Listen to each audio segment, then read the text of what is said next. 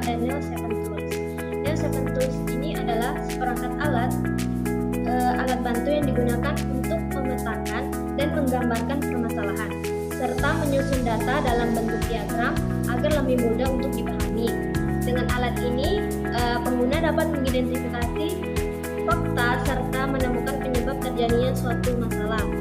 Penggunaan metode 7 Tools ini sangat bergantung pada pemahaman pengguna terhadap alat yang dipilih. Keunggulan dari metode ini adalah kemampuannya untuk menyelesaikan permasalahan secara sistematis, terukur, dan terarah. Selain itu, Neo7 Tools ini juga mendukung pengembangan pemikiran yang lebih kritis terhadap permasalahan yang akan dihadapi. Terus yang di bagian B itu jenis-jenis Neo7 Tools. Ada beberapa alat yang termasuk di dalam Neo7 Tools ini, diantaranya yang pertama itu check sheet atau lembar pemeriksaan. Check sheet ini adalah sebuah lembar kerja sederhana yang berisi daftar atau list hal-hal yang sangat penting yang akan diperlukan atau dicatat. Fungsinya itu adalah membantu dalam pengumpulan data secara sistematis.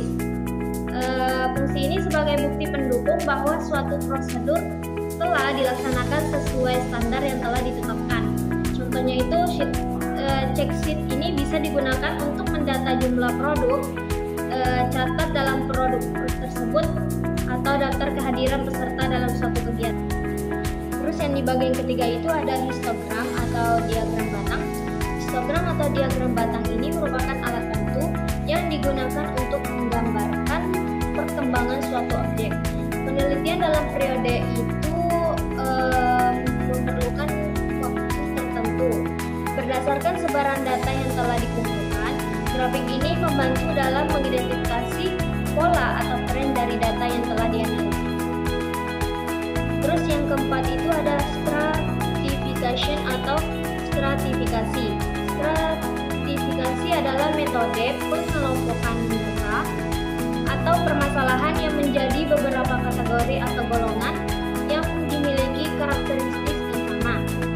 Dengan stratifikasi ini, analisis terhadap permasalahan menjadi lebih terarah karena sudah dipisahkan berdasarkan kategori tertentu, seperti berdasarkan usia, jenis keluhan, wilayah, dan sebagainya.